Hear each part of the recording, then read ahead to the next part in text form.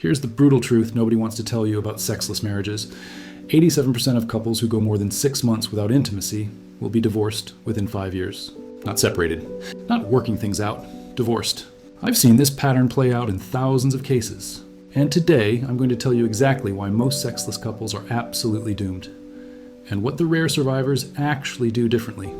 But first, if you've ever wondered whether your relationship can survive without regular intimacy, hit that subscribe button and comment below with the word reality, but because we're about to dive deep into some uncomfortable truths that most relationship experts won't touch. Let me start with something that happened in my office last week. A couple, married 14 years, sitting across from my desk. The wife looks at me and says, "We haven't been intimate in 2 years, but we're best friends." Well, that should be enough, right? The husband nods along like a bobblehead. 2 hours later, I'm drafting their divorce papers. Why? Because best friends don't sign legal contracts binding their finances, future, and fundamental life decisions together. Marriage isn't friendship with paperwork. It's an exclusive, intimate partnership. And when you remove the exclusivity or the intimacy, you're left with an expensive roommate situation. Here's what the data actually tells us. And trust me, I've crunched these numbers from real cases, not feel-good surveys. When couples stop being physically intimate, the divorce rate jumps to nearly 9 out of 10 marriages within the first 5 years. Compare that to couples who maintain regular intimacy. Their divorce rate sits around 30%. That's not a coincidence. That's cause and effect. But here's where it gets interesting. The couples who survive sexless periods, and I mean actually survive with their marriages intact, they do 3 very specific things that the doomed couples never figure out. We'll get to those strategies, but first, you need to understand the mathematics of relationship decay. Every relationship operates on what I call an intimacy economy. Think of it like a bank account. Every day, you're either making deposits or withdrawals. Physical touch, emotional connection, shared experiences, these are deposits. Criticism, neglect, taking each other for granted, these are withdrawals. Most couples think they can just stop making deposits and somehow maintain a positive balance. That's not how math works, and it's definitely not how marriages work.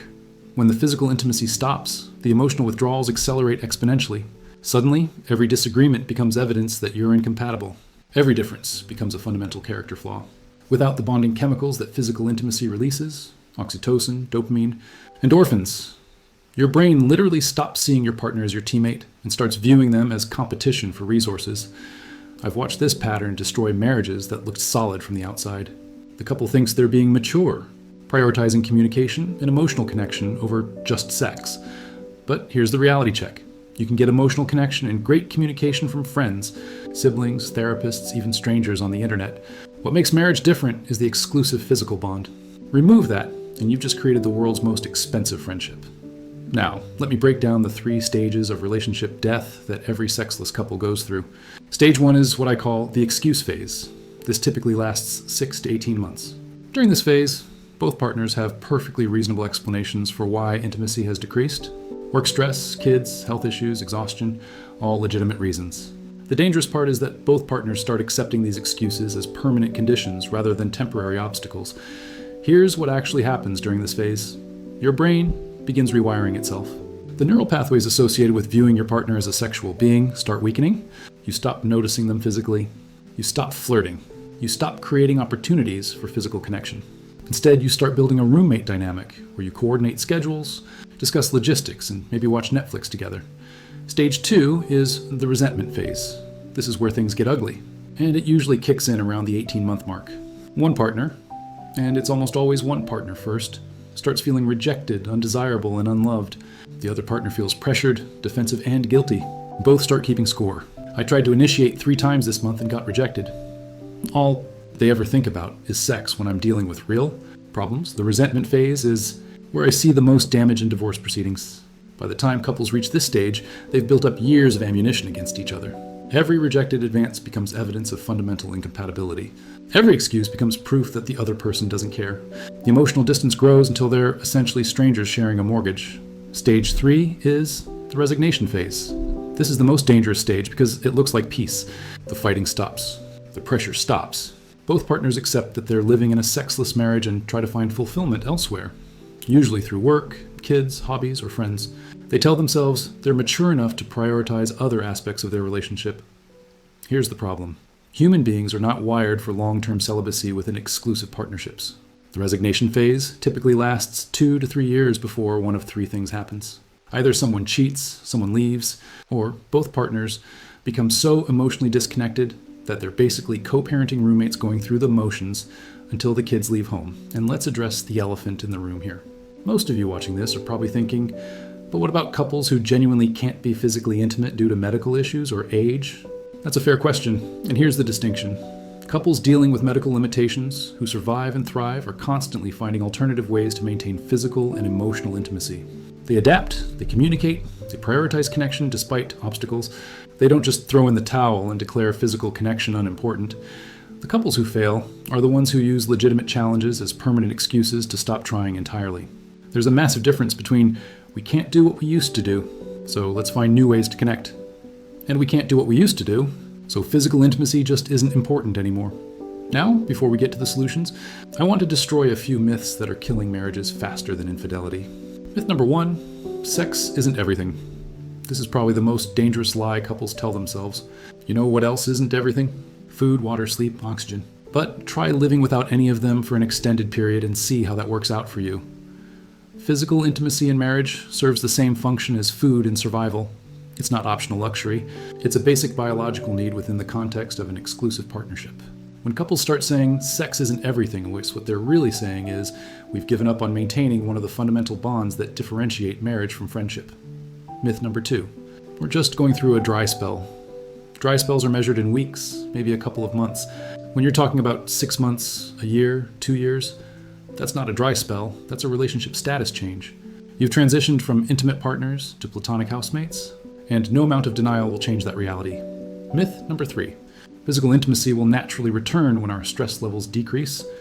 This is like saying you'll naturally get back in shape when your schedule clears up. It doesn't work that way. Physical intimacy is a muscle. Use it or lose it. The longer you go without it, the more effort and intentionality it requires to rebuild. Here's an analogy that might make this clearer. Imagine you stopped eating regular meals and started surviving on vending machine snacks. After a few months, you tell yourself, I'll start eating real food again when work calms down. But here's what actually happens. Your taste buds adapt to processed food. Your digestive system weakens, and healthy food starts tasting bland or making you feel sick. Eventually, the idea of preparing and eating a real meal feels overwhelming, so you stick with the snacks. That's exactly what happens with physical intimacy. The longer couples go without it, the more awkward and overwhelming it feels to restart. The emotional and physical pathways that made intimacy natural and enjoyable start atrophying. What used to be effortless now requires conscious effort, vulnerability, and patience. 3 things that are in short supply when you're already feeling disconnected. This brings us to what I call the refrigerator test. Here's how it works. Imagine your refrigerator breaks down. You don't shrug and say, oh well, refrigeration isn't everything. We'll just adapt to room temperature food. No. You fix it immediately because you understand that refrigeration isn't a luxury. It's essential infrastructure for your household to function. Physical intimacy is the refrigeration system of your marriage. It's not the most glamorous part, it's not what you think about constantly, but it's the underlying system that keeps everything else fresh and functional. When it breaks down, you don't adapt, you fix it urgently because you know that without it, everything else starts spoiling. Most couples treat broken intimacy like a broken stereo, inconvenient but not urgent. They'll get around to fixing it when they have time and money and energy. Meanwhile, the entire relationship infrastructure is breaking down around them. So what are the warning signs that you're heading toward relationship refrigerator failure? First, physical affection becomes task-oriented. You hug, hello, and goodbye because that's what couples do, not because you crave physical connection with your partner. You might hold hands during movies or sleep in the same bed, but it's routine maintenance, not desire-driven intimacy. Second, you stop creating opportunities for privacy and connection. Date nights become logistics meetings. Conversations focus on schedules, kids, bills, and household management. You're functioning as business partners, not romantic partners. When was the last time you had a conversation that wasn't about solving a problem or coordinating activities? Third, you start finding your partner's attempts at intimacy annoying rather than flattering. When they touch you, your first thought is about your to-do list or how tired you are, not about connecting with them. This is a massive red flag because it means your brain has already started categorizing your partner's affection as an obligation rather than a gift. If you're recognizing these patterns in your relationship, hit that like button and comment below with "wake up call," because that's exactly what this is. The good news is that recognizing these patterns early gives you a chance to course correct before you end up in divorce court. Fourth warning sign, you start romanticizing other people's relationships or fantasizing about life without your partner. This doesn't mean thinking about cheating, although that's certainly part of it for some people. I'm talking about the more subtle mental shift, where you start viewing your relationship as the thing standing between you and happiness, rather than the thing contributing to your happiness. Fifth, and this is crucial, you stop putting effort into your physical appearance for your partner. I'm not talking about unrealistic beauty standards or trying to look like a magazine cover. I'm talking about basic self-care and consideration. If you've completely stopped trying to be attractive to the person you're supposed to be exclusively intimate with, you've essentially announced that physical attraction and connection are no longer priorities in your relationship. The sixth warning sign is that you've developed elaborate explanations for why your situation is different, special, or temporary. We're just focused on the kids right now. And once this work project ends, things will get back to normal. We're both just tired. These aren't solutions. They're justifications for accepting relationship decay. Now, here's where most relationship advice falls apart. The typical recommendation is couples therapy, communication exercises, or rekindling the romance with date nights and weekend getaways. Here's why that approach fails 90% of the time. You're trying to treat the symptoms instead of the cause. The cause isn't poor communication or lack of romance. The cause is that both partners have fundamentally changed how they view physical intimacy within their relationship. They've downgraded it from essential to optional. Until you upgrade physical connection back to essential status, no amount of talking or romantic gestures will create lasting change. The couples who successfully rebuild intimacy after extended dry periods do three things differently than the couples who fail.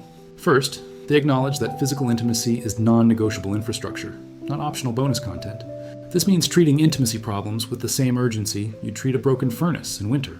You don't wait until you feel like dealing with it.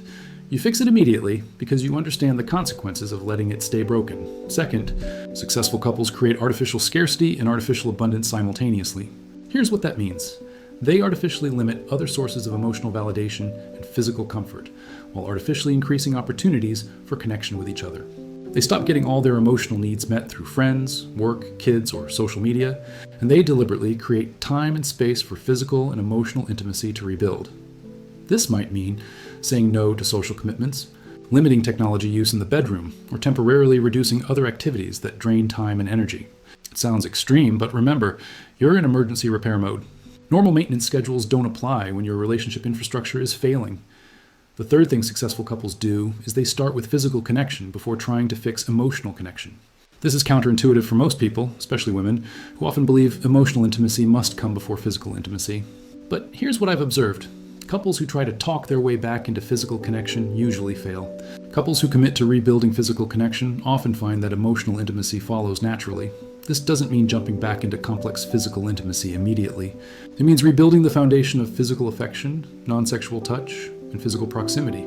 Hold hands while watching TV, sleep closer together, touch each other when you talk, hug for longer than 3 seconds. These micro-connections start rewiring your brains to see each other as sources of comfort and pleasure rather than sources of obligation and stress. Here's a reality check that might sound harsh, but needs to be said. If you and your partner can't maintain basic physical affection and intimacy, you probably shouldn't be married to each other. Marriage is literally a commitment to exclusive physical and emotional partnership. If you can't or won't fulfill that commitment, you're essentially roommates with joint debt and shared legal obligations. That doesn't make you bad people. It makes you incompatible for marriage. There's nothing wrong with being friends, co-parents, or even loving companions who live separate lives. But calling that arrangement a marriage is like calling a bicycle a car. You're using the wrong word for what you actually have. Now, when is a sexless marriage actually doomed beyond repair? Here are the objective criteria I use when counseling couples.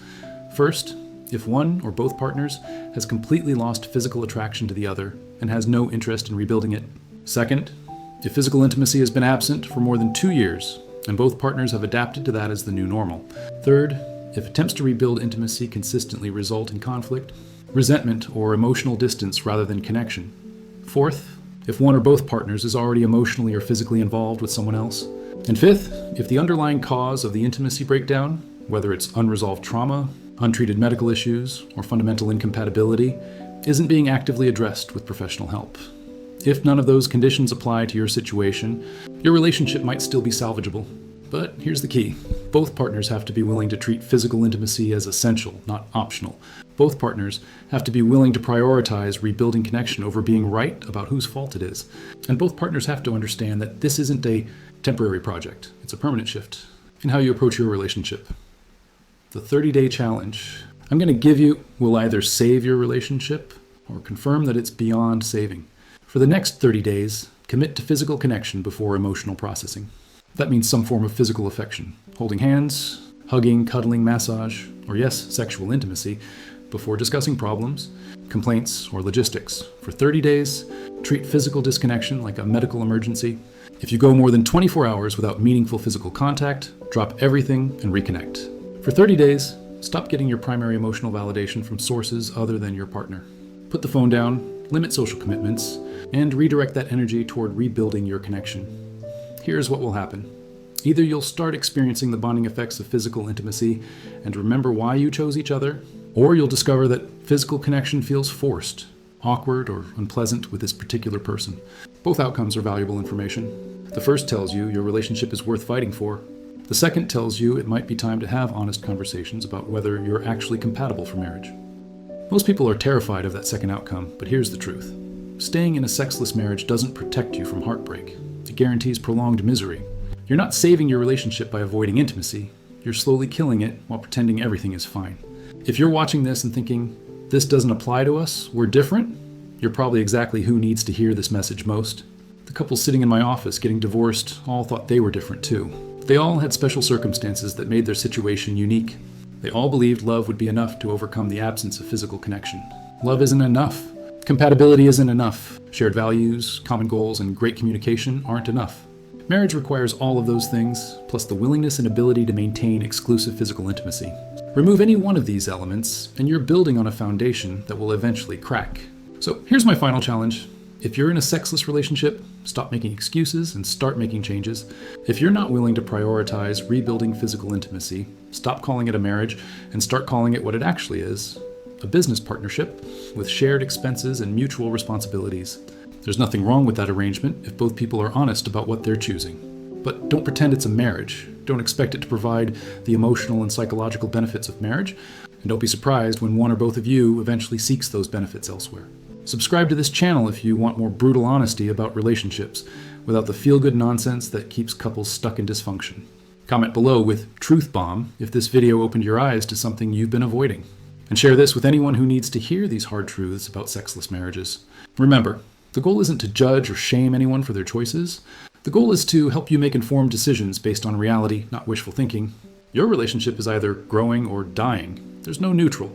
Physical intimacy is either a priority or it isn't. You're either committed to exclusive partnership or you're not. Make your choice consciously, make it honestly, and make it soon. Because while you're deciding whether physical intimacy matters in your marriage, time is deciding for you. And time is not on the side of sexless couples who keep telling themselves that tomorrow will be different than today.